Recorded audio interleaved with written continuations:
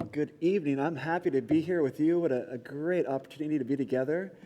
And we're going to be doing a little something different tonight. We're going to be exchanging holy kisses. No, I'm just kidding. We're not going to be doing that. I want to see if you're awake out there. We are going to be doing more of a bit more interaction and a bit more of a teaching instead of a preaching. And so I'm hoping that it'll engage you in a different way. But you will need your Bibles. You will need to open up your Bible to Luke chapter 2, and this is Luke's account of the birth of Christ. And what I'm hoping we can do is declutter Christmas. You know, clutter is when you get all these things around, and sometimes there's so much extra stuff we can miss what Christmas is all about. So we are going to be unwrapping Christmas tonight. And these sheets are for both children and for those who have the children inside that needs a way to color and crossword puzzles. There's all sorts of things on here for you, so please take one of those. So a long time, people have tried to bring the Christmas story to life. Maybe you've seen a living nativity, you know, where the actual people dress up, and sometimes there are even real animals in the nativity. I've never seen one that came through my church, but there was a church in Florida a number of years ago that they had been doing a big production for Christmas. They had music with an orchestra. They had a big choir, and it grew and grew, and over 40 years it became this thing that everybody in the city wanted to come to watch. And it got to the point where it involved real live animals. And so you can imagine all the animals that would have to be in the nativity, and they were there. Now, this particular church, on this particular Sunday, Pastor Chuck Lewis wanted it to really grab people's attention. And so, at the most dramatic moment, when the choir is singing and the music is soaring, in walked a man riding an adult camel. And it was being led by another person dressed up in authentic imitation biblical clothing that we all use for these church events. And the rider was perched on top of his camel, 7 feet up. And they got about halfway down the center aisle, and the camel decided it wanted to go no further. And it just stopped. Now, if you've ever been around a camel, they're pretty large critters. And this camel decided to make itself known it was going to go no further. And so it let out this camel annoyed noise, kind of like a kind of a noise. And the choir is singing, but the camel is groaning. And then the camel, it stumbles. And the man on top of the camel was thrown off the camel and landed on the pew. And the man who was leading the camel tried to get it to go. The camel would have none of it. And so the camel took a step back and it fell over onto the people who were in the pew. An 800-pound creature fell on these people. Now, no one was hurt, including the camel, but it did cause one of the church members to say, "I've never seen anything like that before." I think we could all say that if we had been there. Now, Christmas pageants like this can be really entertaining, and sometimes unintentionally so, but sometimes to get the entertainment, we can miss the heart of the story. And so we're going to look tonight about what was really in the Christmas story. Now, if you look at Christmas cards or Christmas movies or pageants, you're going to have a hard time figuring out what should be there and what shouldn't. So we're going to ask the question, should we find people like Mary, Joseph, baby Jesus, donkeys, lowing cattle, shepherds, sheep, angels, wise men, camels, Christmas stars, and drummer boys in our Christmas pageant? The only way to find out is to go to the original text. So we're not going to go to a cold winter's night. We don't know if it was a cold winter's night, but we are going to ask the question, who was there when Jesus was born? Now, I may ruin some of your Christmas nativity sets. You may have to toss out your Christmas cards because they're inaccurate. Or we could just breathe a sigh and say, well, we're still trying to pass on holiday greetings. It's okay. But when we get down to the core, the true story will be better than the things that have been added to it. And so I'm hoping it'll be encouraging for you. So we're going to look at God's Word first. And so I would encourage you to open up your Bible to Luke chapter 2 if you're not there yet. And I'm just going to read the first 20 verses. They're familiar, but they're still fantastic. So if you would be able to and want to join me to stand as we read, I'd encourage you to do that, but we'll start in verse 1 of chapter 2. In those days, a decree went out from Caesar Augustus that the whole empire should be registered. This first registration took place while Quirinius was governing Syria. So everyone went to be registered, each to his own town. Joseph also went up from the town of Nazareth in Galilee to Judea, to the city of David, which is called Bethlehem, because he was of the house and family line of David, to be registered along with Mary, who was engaged to him and was pregnant. While they were there, the time came for her to give birth. Then she gave birth to her firstborn son, and she wrapped him tightly in cloth and laid him in a manger, because there was no guest rooms available for them. In that same region, the shepherds were staying out in the fields and keeping watch at night over their flock. Then an angel of the Lord stood before them, and the glory of the Lord shone around them, and they were terrified. But the angel said to them, "Don't be afraid, for look, I proclaim to you good news of great joy that will be for all the people. Today, in the city of David, a Savior was born for you, who is the Messiah, the Lord.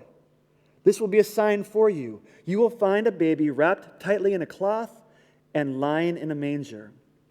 Suddenly, there was a multitude of the heavenly host with the angel, praising God and saying, "Glory to God in the highest heaven, and peace on earth to people he favors."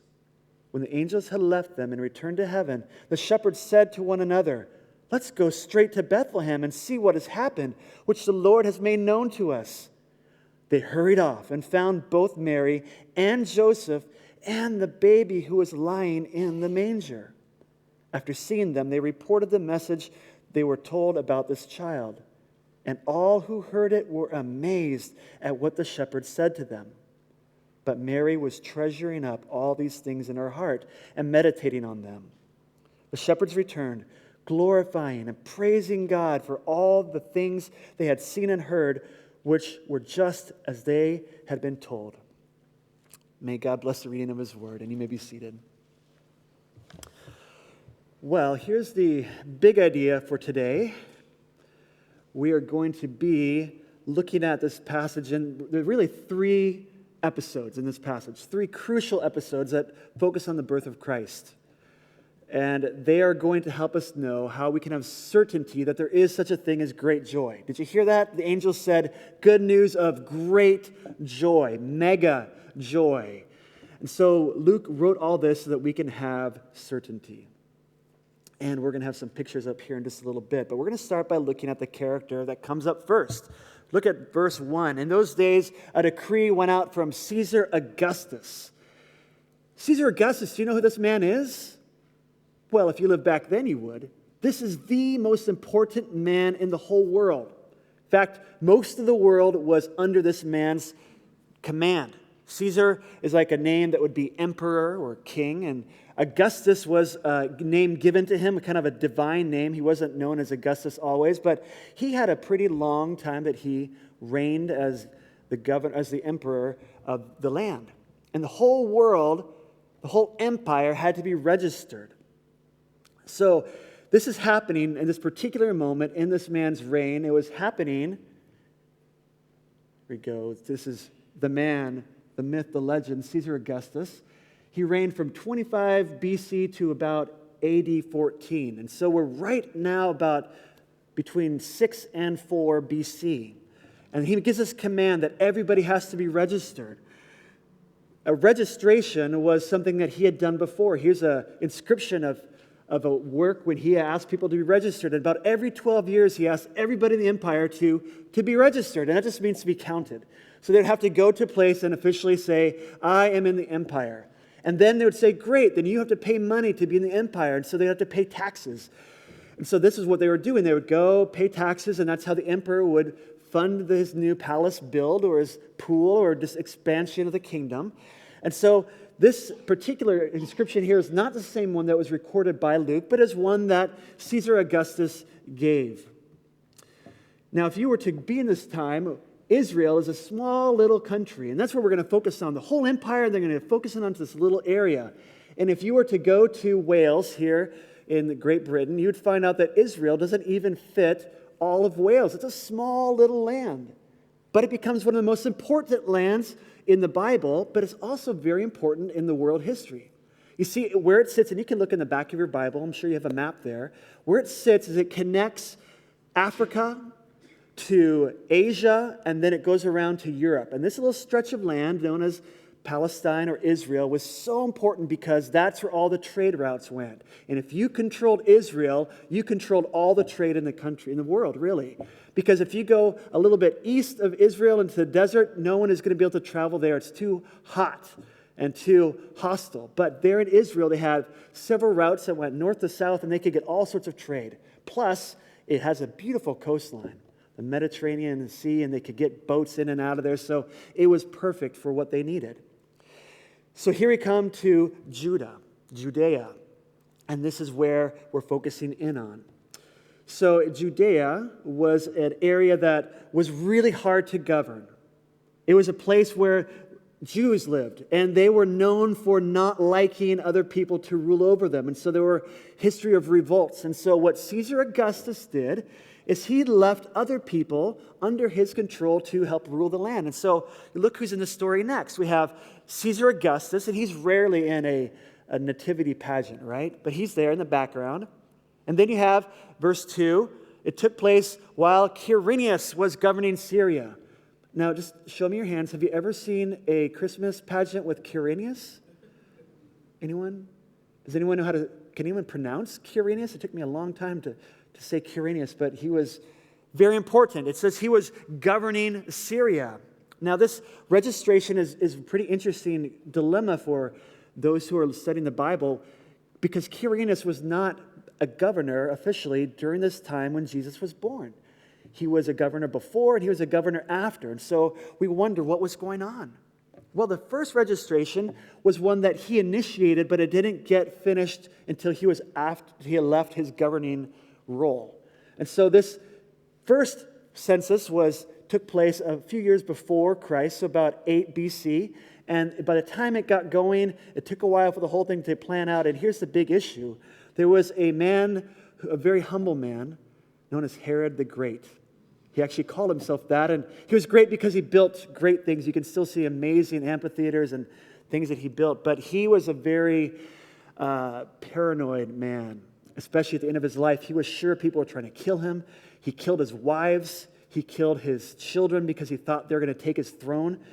And so because he was so unstable, it took even longer for this registration to happen in Israel. And so finally, it comes out, and this is what we're going to see that affects two key people. Well, the registration, look at verse 3 here, it meant that everyone had to go to his own town. Now, your own town wasn't the place where you lived. Back then, your own town was the place where your grandparents were from, your ancestors lived. So for me, I'd have to go to Denmark or maybe to Holland to find out where we're from and register there. People had to travel. And if you're going to travel, usually you would travel in groups because it's safer that way, but it required people to have to make plans. You didn't just pick up and go to the local post office and declare yourself and registering with the kingdom. So this took a while for the whole thing to play out. And look what's happening here in verse 4. We find out that Joseph also went up from the town of Nazareth. Now I want to back up a little bit because I want to show you a couple other pictures that I missed here as we were going along. First of all, Quirinius wasn't living in Israel. He was north of Israel in this beautiful city here in Syria. This is in Antioch, and he reigned there, but he had a lot of power over the land. This is north of Israel by quite a bit. It would take several days to get up there, but he still was making sure that everyone in Judea and Israel was going to be registered. And so back to our friend Joseph. This is where Joseph is from. It's a city called Nazareth. It's in the northern part of Israel. It was a small village. It had maybe 500 people in it. Not a lot of people. In fact, it didn't have any major roads that went through it at all. It had a trail that went here and people could get in and out, but it was just kind of off on the side of the map, and no one went to Nazareth for anything. In fact, you remember it was once said, "Can anything good come out of Nazareth?" Because it was so despised by people. So small town. It's interesting that what we understand, this town was founded by descendants of David, the family of David, the great king. When they came back after exile, they all gathered together and they went north and they settled here in Nazareth. It's a city filled of people from David's line. In fact, the word Nazareth in there is Nazar or Netzer in the Hebrew. That means branch. In Isaiah 11, verse 1, it says, "There shall come forth a shoot from the stump of Jesse, and a branch from the tribe of David." And so Nazareth meant branch town. It was people who were from the branch of David. And so you have all these people, and they have to go back to their hometown. So where is David from? Does anybody remember where David is from? Yes. Bethlehem, exactly. That is so good. So where is Bethlehem? Is it just a couple villages over? Exactly. Far, far away. In fact, if you had a satellite, you look down from space, it would look like this, with the lines in it too, just to make sure it's hard to see. But there were a couple ways you would go from Nazareth down to Bethlehem. And this was about a 80-mile journey. Now, does anybody know of any cities that are about 80 miles away from us here in Lincoln? Manchester, close. It's a little bit further. It's about that far. So think about, you have to take a journey to go to Manchester, but you don't have a car. You're going to have to walk to Manchester. Now, I know some Manchester United fans would easily walk for a free ticket to the game, so they would go without any trouble. But your pregnant wife is with you, and so you're going to walk with her all the way to Manchester to take in a football match. Maybe not. But if you were going to go down from Nazareth to Bethlehem, in fact, you wouldn't go down, you'd go up. Bethlehem was higher in elevation than Nazareth, and you would take two routes, one of two routes. The one in the middle, you wouldn't normally take because it went through a bad part of the country where all those Samaritans lived. Or you go down into the valley. It's the lowest place on earth where the Jordan River is, that kind of a black thing down at the bottom there. That is the Dead Sea, the lowest place on earth. It was the Jordan Rift Valley. And what does it look like? It looks like this. So they would have to go down. One possible route is through this valley here, the Harad Valley. And you go past Jezreel, and then you see the beginning of that hill. It's Gideon Spring. Remember where Gideon and his men, they gathered, and all the men went down to drink the water. That's how we narrowed down his army. And then they would go around Mount Gilboa, where sadly the king of Israel, Saul, was killed there. They would go down and into the Jordan Rift Valley. And they would have seen things like this in the Jordan Rift Valley, this deep valley, a lush area of agriculture. And they would go down and down and down. It would take them about 4 days to get down there. They would arrive at Jericho, and then they'd have to go up. And this is a famous route that you might remember, the story of the Good Samaritan. A man was going on this journey, and he was assailed by thieves and beaten up and tossed in the side of the road. This was a famous route that was known for having bandits, and most people think it's this route that Jesus was referring to. But they would go from Jericho all the way up. In fact, you can still visit the Good Samaritan Inn up there along the way, and a way up to Jerusalem, where they would end up. And that wasn't the end of their journey, though. This is a bit of what it would look like on the way up, a narrow path and a very steep canyon. And then if they could make it all the way up without any trouble, they would have arrived at Jerusalem. And this is what they would have seen as they came in, the western side of Jerusalem. But that wasn't their final destination. They still had about 5 or 6 miles to go, and they would have come down to Bethlehem. So there's Jerusalem at the top. Down at the bottom is the Church of the Nativity. And back in this day, the whole city of Bethlehem would have fit right under that spot. It was a small little town as well. They didn't have hotels. They didn't have any attractions, no cathedrals. There weren't nothing famous there except for once David was born there. That's about all they had, but people didn't really go there for tourism. All that they really had were a bunch of shepherds out in the field that would go there. And they would raise their sheep primarily for the sacrifices in Jerusalem. So here is an old picture from 1839, painted. And you can see there wasn't a lot of things there at the time, and that's how it was kind of back in the day. Not a lot of stuff going on. And the Church of the Nativity is kind of off in the hills there. So Rome wants money, and Joseph has to go down to register himself. And so why did Mary go? Why would Mary go with Joseph? It says that they were engaged, but they weren't married yet. She could have stayed with her parents, right? Why do you think Mary would go on that big journey, being pregnant, with Joseph? Let's see if we can have a couple thoughts here. Well, maybe you have a thought. Well, why would Mary go with Joseph? What do you think, Theo? Caught you in the spot there. I don't know, right? Okay, any other thoughts? It's a good one. Yeah. Oh, she was pregnant and she wasn't married? Okay, so that was really bad back then. If you were pregnant and the father wasn't the one that you were married to, people would find all sorts of ways to talk about you. In a small village of 500 people, everyone was talking. And for Joseph to leave Mary, that would have left her to the people who were there. So it's a way to protect and care for Mary, right? Any other reasons why Mary might go on the journey? Yeah. Was there a prophecy about that? About being born in Bethlehem? There was, wasn't there? 700 years before this day, in Micah chapter 5, verse 2, God had said Bethlehem would be the place in which the Messiah would be born. Now, Mary and Joseph, being godly people, would have known about these prophecies. And when they saw that the king of the world said, go and be registered, I think they were probably going through their minds and saying, that's how God is going to get us to Bethlehem. That's where the Messiah is going to be born. It's a possibility. There's one other thing we've learned in history. To get money, the emperor learned you don't just get the men, you get the women too. So it was actually common practice for girls who were 12 years and older to have to be registered as well. Now, if you chose not to go to be registered, a couple things could happen. One, you would have to pay a greater tax, but also you would go to your homeland because typically you had land there that your family still owned. If you didn't pay the tax on your land, the government would confiscate it from you. And so to keep the land in the family, they would go down to pay the tax for themselves, pay the tax on the land, and Mary would have to go with them. Rome wanted money, but Joseph took Mary with her. And so they get down there to a small town, and they took this 4 days journey. Here's another picture of the Church of the Nativity there. A small little thing. Bethlehem's much bigger now, but here's a question. How did they get there?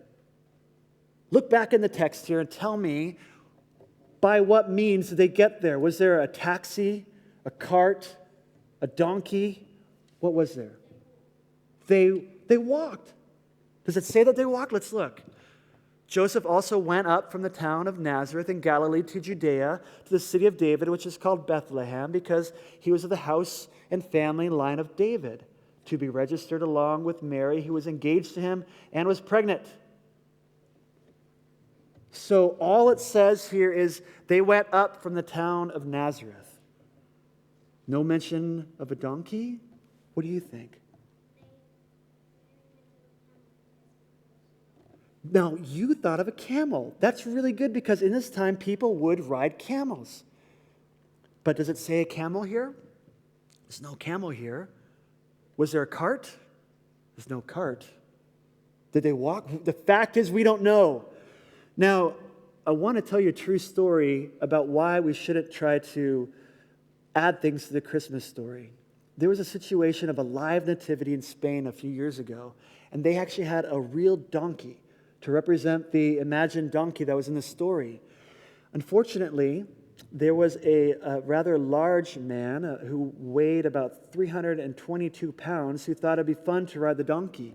He climbed over the fence, got on the donkey to have pictures taken of him and the donkey, and unfortunately his weight broke the donkey, and the donkey was actually in the donkey hospital for a number of days. The sad part of the story is the donkey didn't make it. This is why we shouldn't add things to the Christmas story. These things could happen, but more so that we add these things because we're trying to figure it out and imagine how they got there. But the fact is, isn't it interesting, all the pictures you've seen of Mary riding the donkey, and the text doesn't say. And here's why. It wasn't important. What was important is they went to this place. They make a big deal out of it, right?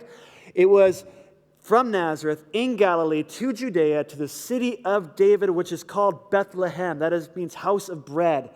The city of David is particularly important. And he was of the house and the family line of David. It comes up again, David twice. This is really important to be registered with Mary.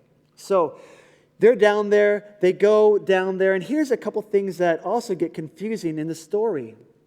We imagine, well, let me ask you this. How do the stories portray Mary and Joseph arriving in Bethlehem? What is normally going on in all the stories that you've seen? Calm, relaxed, right? No, what normally is going on? Mary is in pain, right? She's about to burst with child. And Joseph doesn't know what to do, and he's confused, and he goes to all the inns that are in Bethlehem. He goes to the Holiday Inn. He goes to this hotel, and they're all full because Bethlehem is full of visitors to come and be registered. Well, does it say that, though? It says that he went to be registered, and then look at verse 6. While they were there, the time came for her to give birth. No hints of desperation, is there? In fact, she didn't go into labor until they were already there. We add this drama to the story because it makes it really interesting. It's fun to see the man panicking, what do I do? And my wife's going to give birth. And all these innkeepers come out and they say, no, we don't have room. And then finally the innkeeper looks at the man in desperation. He points to his wife who's holding her stomach and her belly and saying, oh, the innkeeper goes, oh, well, I have a dirty stable for you. You can go in the back. That didn't happen. In fact, here's another question. Is there an innkeeper at all? Is he in the story? Well, it doesn't seem to indicate an innkeeper here, does it? But they were there, and the time came for her to give birth. Now, if you were to go to Bethlehem today, this Church of the Nativity, you can go inside, and this is a traditional place where they mark as the birth of Christ. And this is where the manger is today. They say it happens in this spot behind that pillar. And then here's another older photograph taken in the 1930s. This cave-like place. So it might have been a spot like this.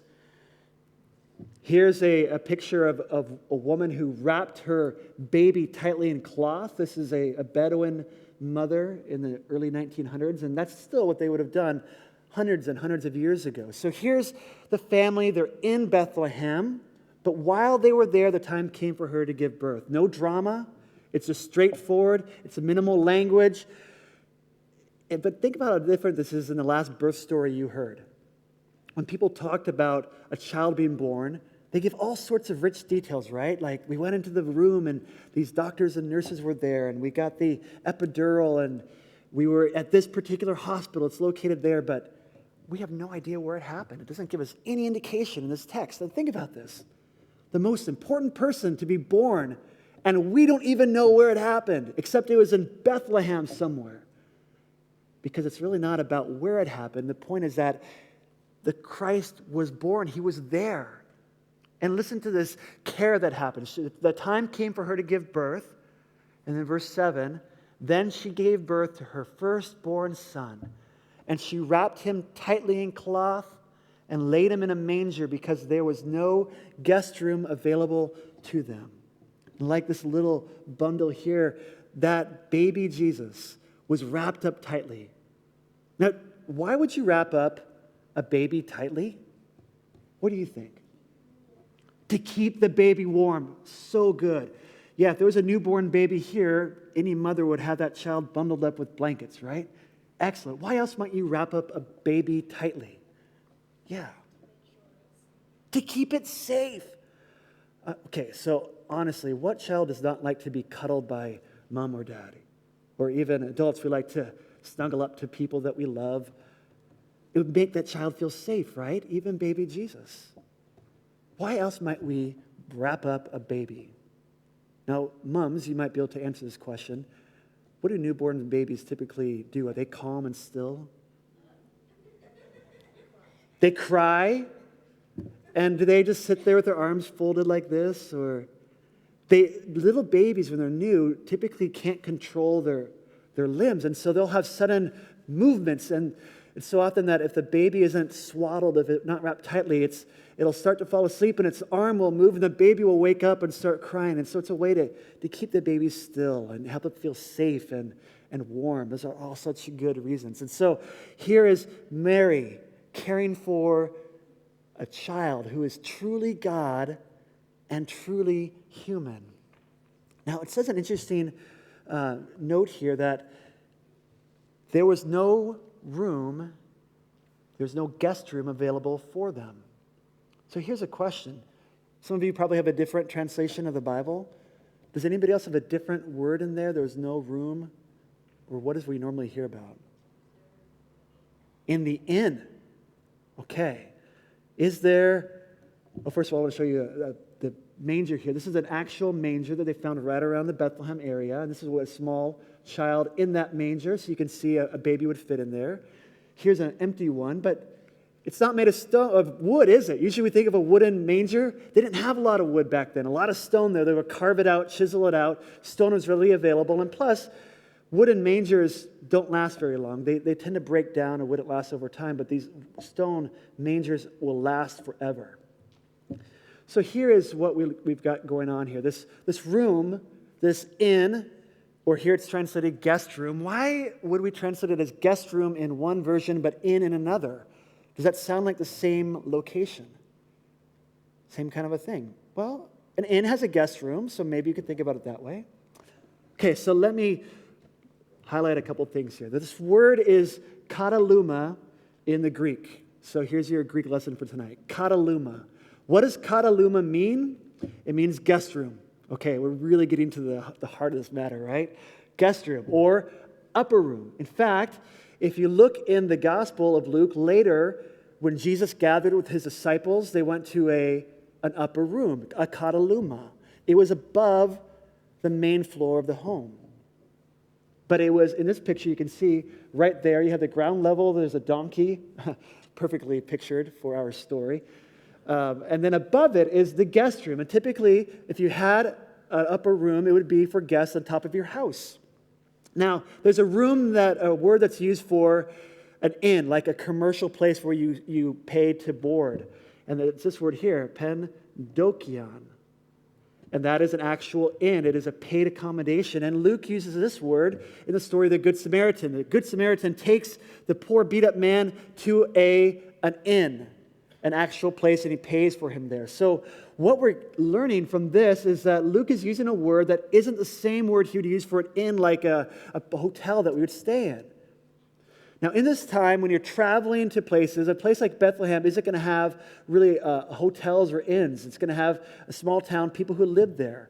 Now, Joseph, being a family member of people who were down in Bethlehem, would have gone and stayed with family members. Or he would have said, I'm from the family of David, and people would have taken them in. Most likely what happened is he's staying in an actual residence, just somebody's home. But it says there was no guest room available for them. Now, this can communicate it was occupied. Perhaps there were other people already there, and Mary, being pregnant, very pregnant, doesn't want to go up and down the ladder, so put her downstairs in the house. But what it communicates is actually a bit more to the story, and I think you'll find this interesting. By saying there was no room available to them, it meant that no one would make it available to them. There's still the stigma. They would have known that Mary and Joseph are betrothed. It would have been obvious to the people who are looking on. And so they would have been hesitant to allow this couple who's not married to share the guest room. What this is pointing out is the humiliation into which Christ was born. He was being despised because of his parents. And so they wouldn't let them up into the upper room, a place that would have been more comfortable. Now, I want to show you some inside of the house pictures so you can see what this would look like. Instead of being upstairs, they would have been downstairs. And you can see there's an oxen there. And back in the day, you would have brought your animals into the house in this cut-out lower area because their body heat would have made the house warmer. They didn't have heaters like we do here in our homes. They didn't have fires inside, so the animals would have kept it warmer. And you can see the cattle there are eating out of the trough, and then there's that circular area that would have been a clean trough as well, a manger to put the baby into. But if it happened like this, Mary and Joseph would have been in that upper level there, above the oxen, and they would have had the baby up there. Here's another picture of an actual home.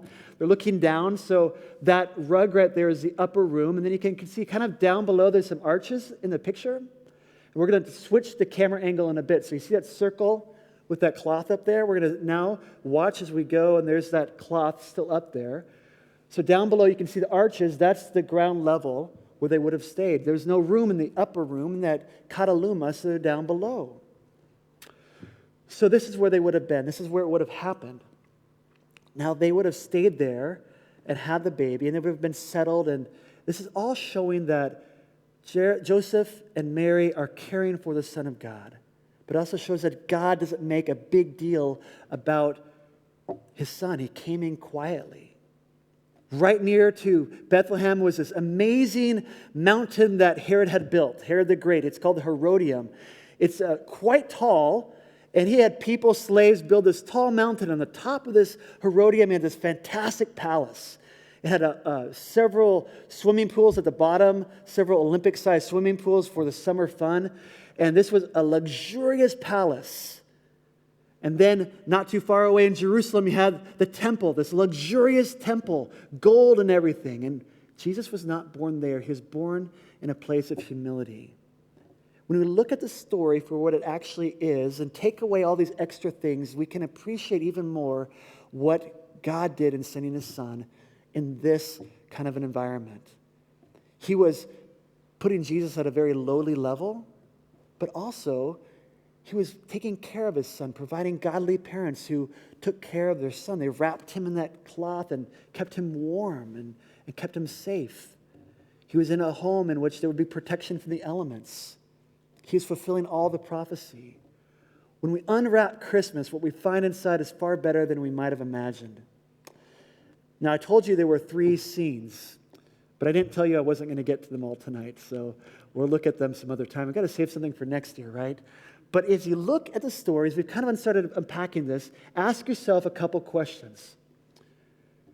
Were the wise men there that night? Was there a Christmas star shining above the stable? In fact, I'll give you a little spoiler alert. It probably didn't happen for 9 months to a year after that.